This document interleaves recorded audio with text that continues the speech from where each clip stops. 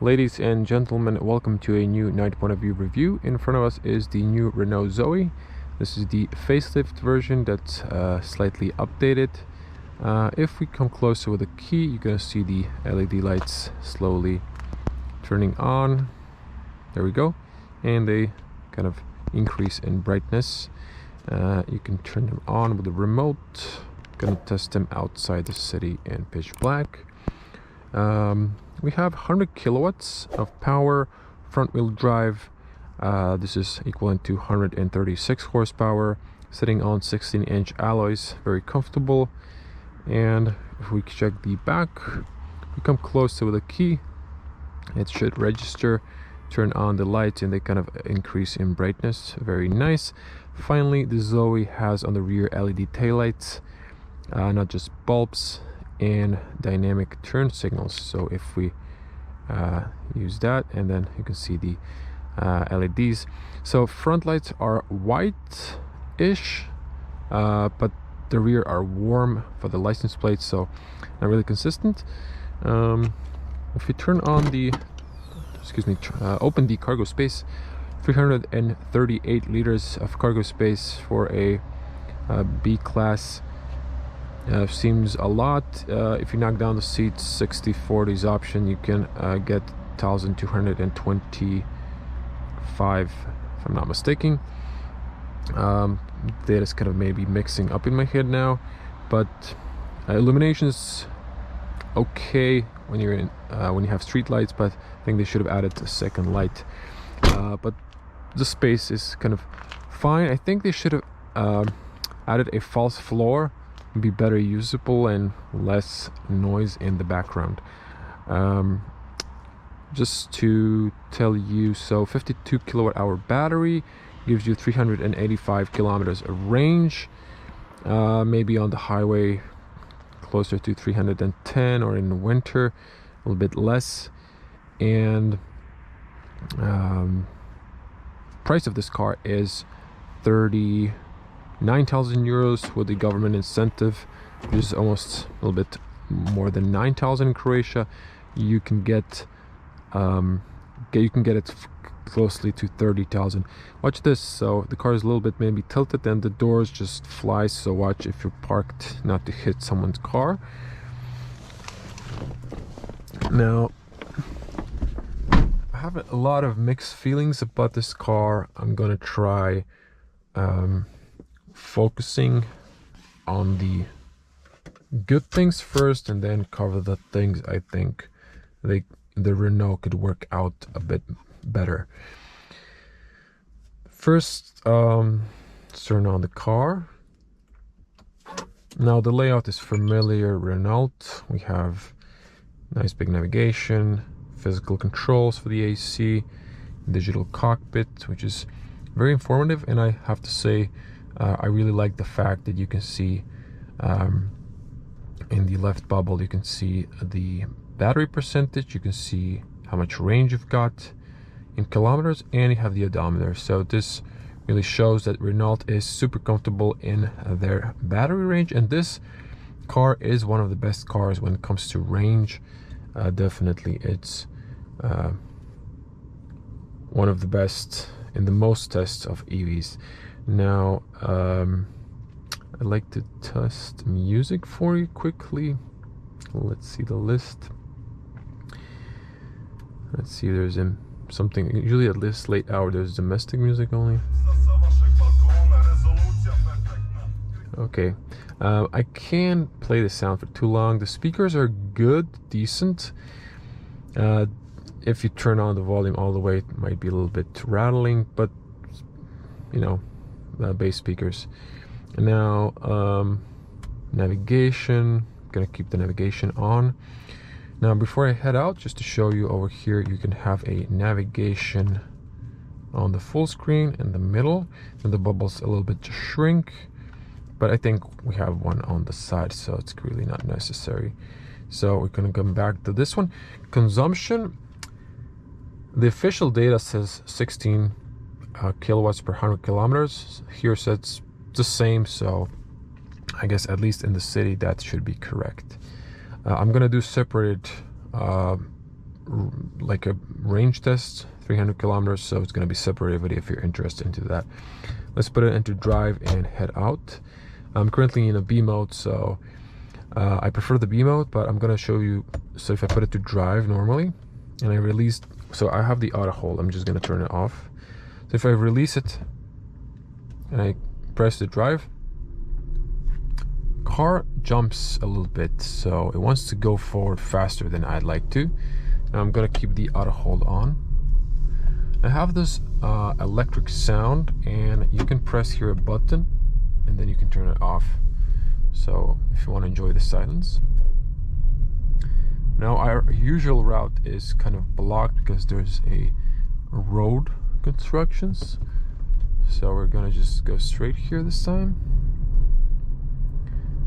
There should be still speed bumps, a little rougher speed bumps, but we should have some.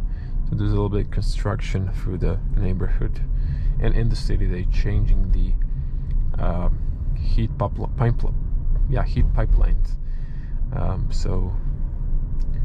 But we should be good for the rest of the route. And now, when in a normal or just drive, the car coasts. When you put it to B and you let go, the car is slightly braking. It's recuperating back the energy into the battery, increasing your range, so that's good. Now we're on 16-inch alloys and it's quite comfortable, at least minor manholes, speed bumps, potholes.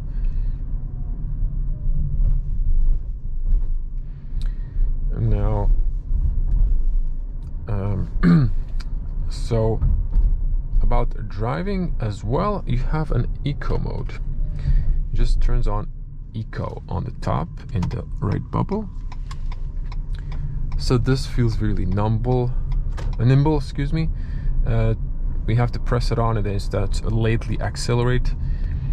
So I would say this is a mode if you want to drive gently through the city, or if you just want to maximize your range.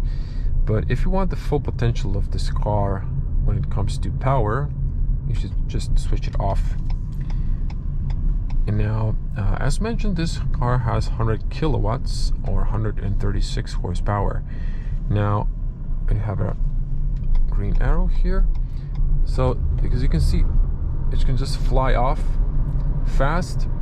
There's little tires you can hear. Slow. I don't think it slips, but just maybe a little. But the car is just fast. So this is a small B segment city hatchback, but it feels like a crossover. So it's uplifted, and because of that, you have a good overview. It's not like SUV style, but it looks like a small city hatchback. Now, what's good is with the electric car, instant torque. You can easily speed up if you need to overtake, and this car is one of the best when it comes to range, so you don't have to worry about not maintaining your fast speed if you're on a highway. But I'm gonna find that out when I actually get to the highway. But I think when I was driving today for a short while, there's no issue, at least with Zoe. If you're going to a highway, now there's going to be constructions here, so I'm going to keep it in the middle. Now, steering wheel. Steering is a bit light, on the light side, and honestly, I'd like some more feedback when it comes to steering. So there's a little bit lack of that. There's no driving modes where you can change something. But they could improve that maybe in the future with a driving mode. And now, comfort, the suspension is good. Handling, that's another case. Handling is good when you go a little faster in the corners. You'll feel a little bit car traction, the tires, but the car is leaning a lot, and this car is like when you close the doors harder, it just feels like it's shaking. I don't know. It just, when you go into the corners, it doesn't feel very confident. It just feels like, I mean, I wouldn't say you can lose control or something. This traffic lights are sensor controlled, so, but I still have to stop. So it's just, you know, it feels like sometimes the car is just leaning a lot, and when you're braking, not when you're accelerating as much, but like there's no one behind me and I can like maybe stop here just to show you for a moment. So I'm gonna stop here in this bus station just to be safe. So you can hear that, and there's the brakes. I don't know, there's sometimes, actually most of the times they're like squeaky, and the brakes. So if I want to brake, the brakes, you know, they do their job, they're good, but they don't start to brake immediately. It feels like they're braking a little bit late. Now, it is using the electric motor to recuperate as well. So that might be the case, that it's first using the electric motor and then the actual brake. So some people might find that uncomfortable. I think it's just, you know, you get used to it a little bit. You know, another critic, you see, again, you can hear the brakes, but just to mention as well, from my angle, I cannot see the traffic light because of the mirror and stuff in this area. You might be because the camera angle is lower. I can see now it's green. So yeah, the overview is great when it comes to the mirrors, watching the front, but just the traffic lights sometimes might be a little bit issue. Now, as mentioned, so the car just has a little bit problem with leaning. You would thought that with a low center of gravity because of the electric battery, that this car would be more stick to the road, but it is in a way, but it leans, the body leans a lot, and because of the height, it's taller, it feels like a crossback. I don't know, crossover, excuse me. It feels like a crossover. See, I've just stopped all the way because the car won't stop. It's gonna keep going forward, and then the brakes, you can always hear the brakes. I don't know if they need to lubricate them a bit, because this car has almost 40,000 kilometers on the clock, so this is a pressed car, it's abused a lot. Maybe it could use, I don't know, lube the brakes a bit, because they're kind of noisy. So this way you change, drive and brake, but the sound this thing makes is like, they should have put a little bit of rubber so it feels more dent, so it doesn't make this brum brum brum brum, you know. Okay, let's talk what I like about this car. So the digital cockpit, as mentioned, has a good information. I like the navigation in general. The physical AC controls, that's a must in most cars. Like, most people love that still. You can see, maybe you notice, maybe not, the cornering fog lights are working. It's excellent. So the French has borrowed some stuff from the dynamic turn signals on the back. I like this. These are like practical stuff and good looking stuff. So they did improve some stuff, but I think the exterior wise is okay, but they need to focus a little bit on the interior. Now the doors, well, the doors a little bit, sometimes they are resonating, and this closing sound doesn't feel always the best. Sometimes it sounds okay, sometimes it sounds a bit bad. And the reason for this is, I think they should have added more sealant, the rubber seals. This would allow like a better closing sound, but it would also allow a better soundproof. Now when you're in the city, when you're driving at 60, 70, 80, 90,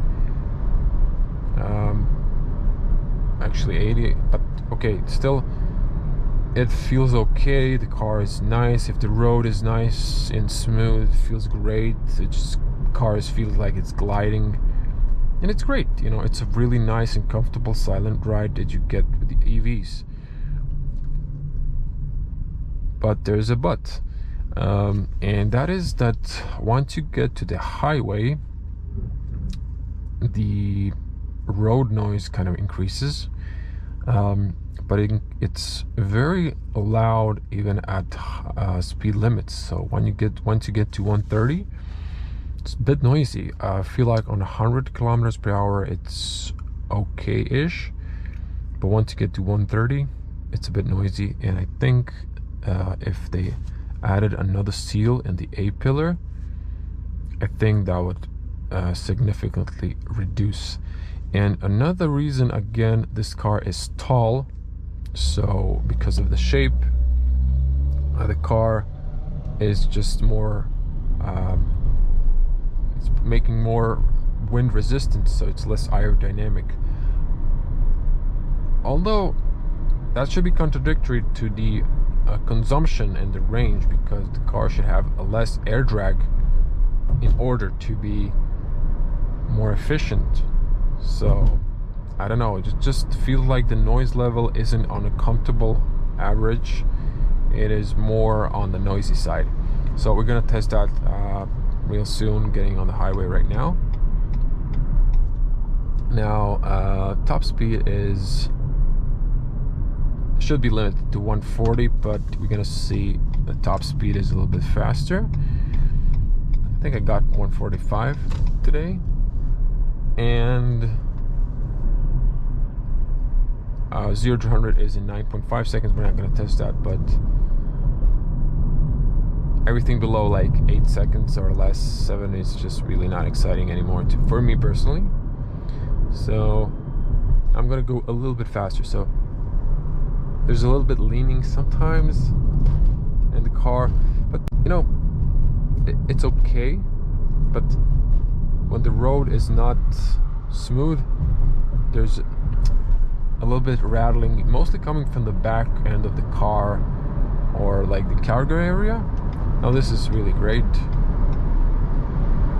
When you floor this car, it just picks up speed easily.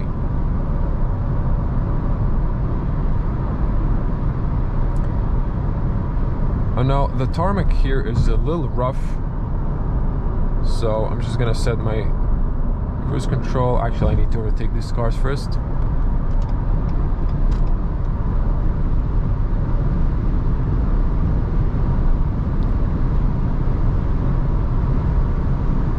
This person's slow. There's a few trucks here. So the LED lights are not like that cold white light, it's more like a warm, but still you can see very good the road markings, so it feels okay. I mean, at least they're quite okay, decent illumination. They're not matrix, but they do a good job. I like the map navigation at night. Not sure if this is only Zoe, a little bit different. Now I'm gonna floor it all the way.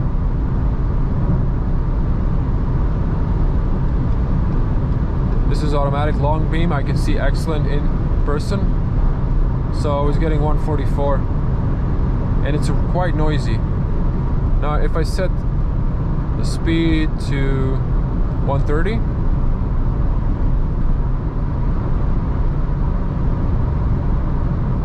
feels a lot of wind noise coming from the A-pillars, and I can hear also a lot of tire noise, a little bit less on the new asphalt, and then old asphalt, which is more rough. So I'm gonna limit my speed down. If you hold down, you can just limit it to, you hold the set or the minus button, you can, if you hold it, it brings down by 10 kilometers down. Now here is 100 kilometers per hour.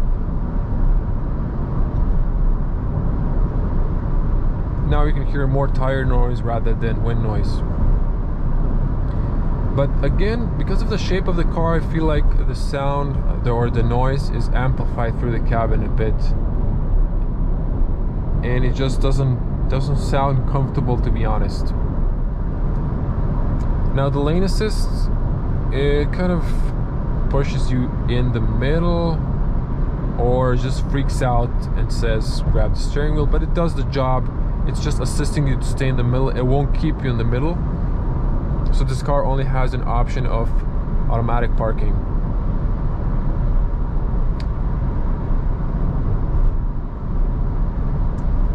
Now cruise control works great.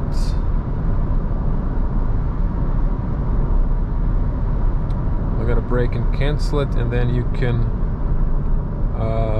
reset it, or you can press the 0 to again cancel it, or you can just then press the cruise control button to turn it off completely. There is a speed limiter as well. You can turn it on, like pick a speed and then like adjust it, but don't need it at the moment. Now consumption, 16 kilowatts still, 0.2.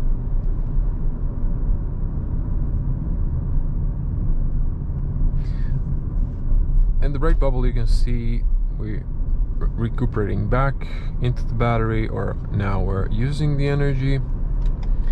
Now you can almost drive one pedal in the B mode, but unfortunately they've decided to keep the automatic, which is one transmission, of course, like a classical automatic. The car won't stop fully, it wants to keep going forward.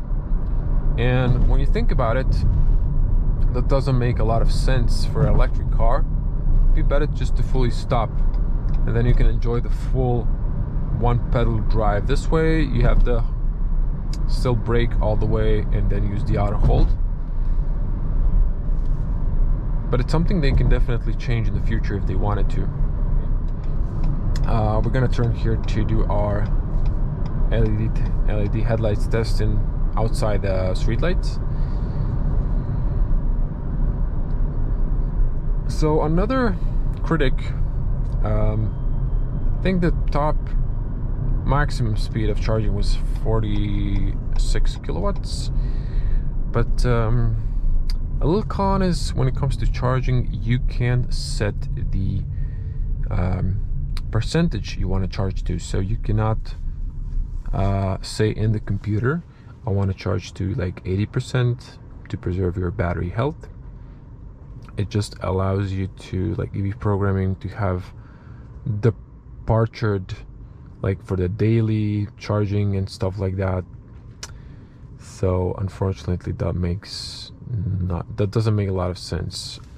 I think EVs should have an option to give you how much, because when you plug in, you can only see how much time it gets you to the 100%. You can't see how much time it takes you to, just stay and charge for 10-20%. If you just want to continue your trip, you don't want to stop and fully charge your battery, you just want to stop for a quick stop on your road trip for 10-15 minutes, 20, and just top up a bit and continue your trip. Because that's the point of electric cars. If you're new to electric cars, you don't necessarily stop and charge to 100%. It's not like a gas car where you have to pour gas all the way. Just like you add a bit and continue your trip to make it so you don't have to, sacrifice time, because charging takes longer, obviously, than refueling. But still, when you travel, when you stop to refuel and there's a line to pay, then it takes about 10-15 minutes. There's more people, but if you stop and charge for 15 minutes, you get enough charge to continue your trip. So it almost comes to the same when it comes to road trips. And if you plan your charging, if you have a nearby charger, then, or home, also you just plug your car overnight and you're always good to go. So it's not a big deal, just takes a little bit of planning. Now we are on automatic beam. It seems to be automatic from the start, so I didn't have to activate anything. And we're gonna see here, this part has no street lights.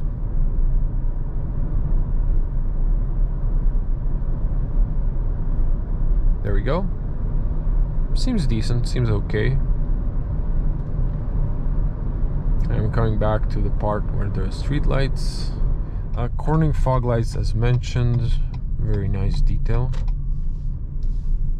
I think this should be like standard in the car industry, if you ask me, personally. Okay, we're gonna stop here. Now this is the GoPro 9, and this is the long beam. Seems very decent. Again, this is like a warm light. Headlights, they're not cold light. Now I'm gonna take my iPhone 12 Pro camera. It has a bigger sensor, so you should have more light coming in. And I'm gonna take night photos so you can see better how it looks in person. So this is the iPhone camera. So this is the front long beam and then short beam.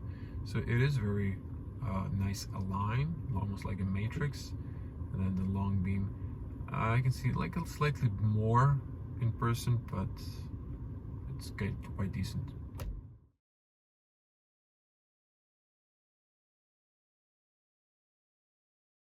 Now something that's really nice is you're driving 50, you want to speed up, the car picks up speed easily. So still, this car has a lot of advantages. And now what we want to test here is also the navigation. Now I like the fact that the space is in the middle. So okay, that's the one that I want. Gives you Google Street. Okay, go and go. Okay, there's also charging stations here, so I think it kind of got laggy a bit. So I'm not sure if I kind of didn't add the route, but here's a menu, so you can have reachable area, which is also cool, that I showed you in my point of view. So you can hear standard, and you can choose, like, you can show you where the nearest charging station, so you can see which one's free. And then you can see the whole map. You can see like how far you can get with the current state of charge into Croatia. Now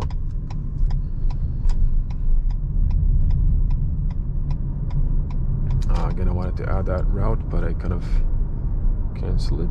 So let's try the voice commands. Please say or select a command. Navigation. There is no phone connected. Please connect a phone when the vehicle is not moving. Please say or go back. Cancelling voice. Okay, that's not gonna work. So it immediately knows what I want.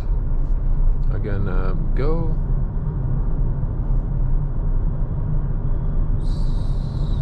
Okay, it says it's not working. I still want to go there and go. So there we have that blue line.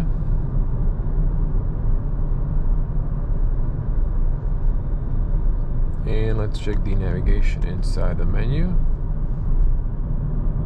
Oh, we also have that as well. So that looks very, very nice.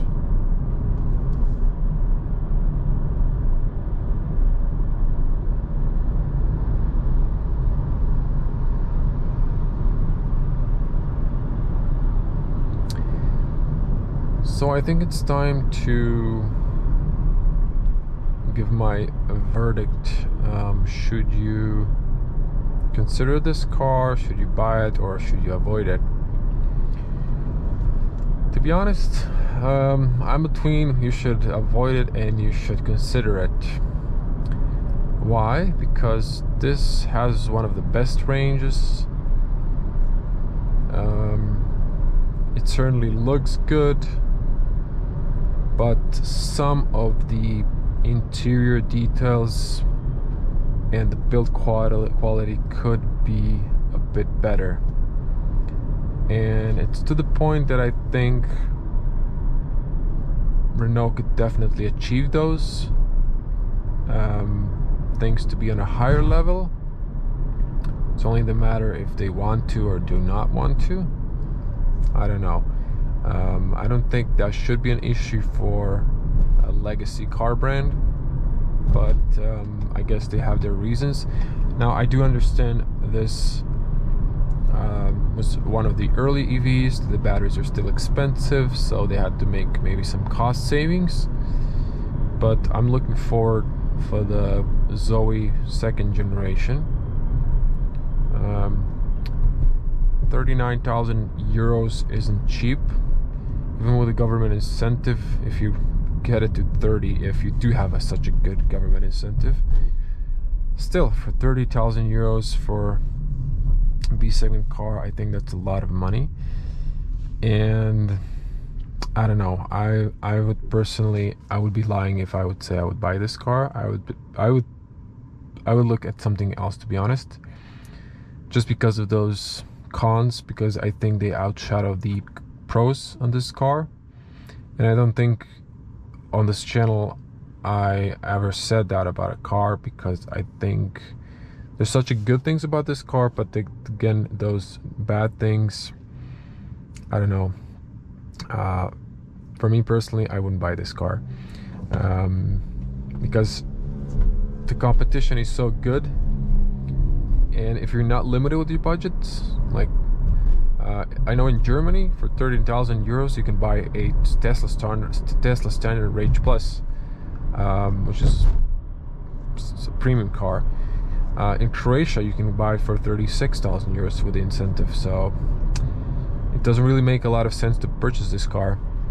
If this car price was something like 20-ish with a government incentive, then I would consider this car.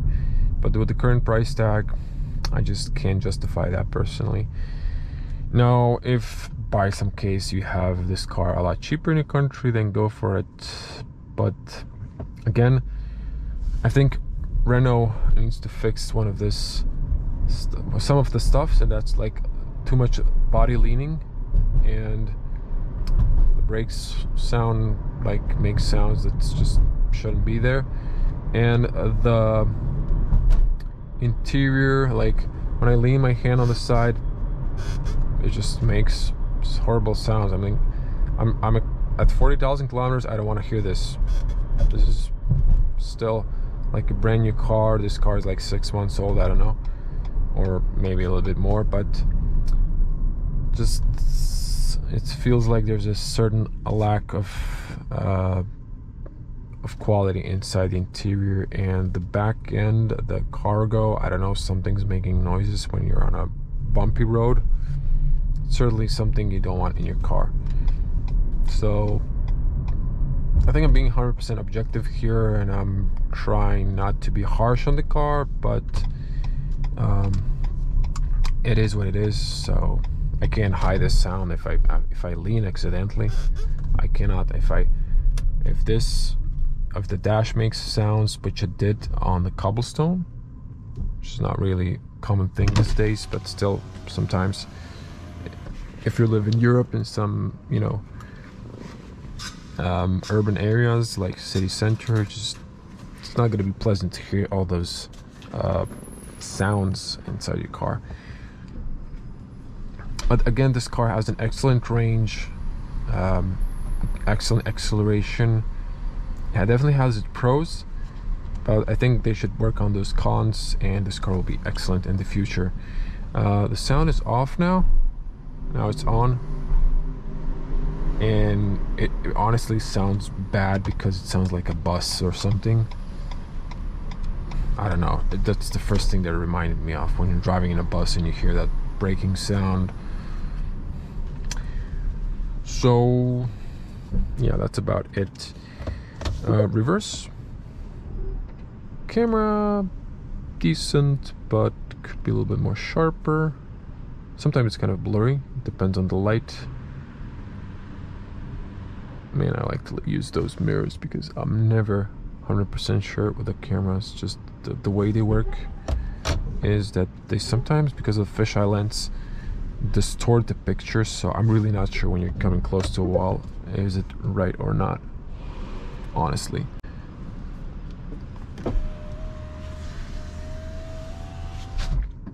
But in all, this car, considering it was the first electric cars from Renault, I would say okay, but I think Renault could do better. I'm gonna end it there. There's no park button, so electronic brake came on. You just press the start stop engine. I mean, they were reusing the button. There's no engine. And the doors, look at this, just, it doesn't feel right if it's doing that. Okay, I think I've said enough.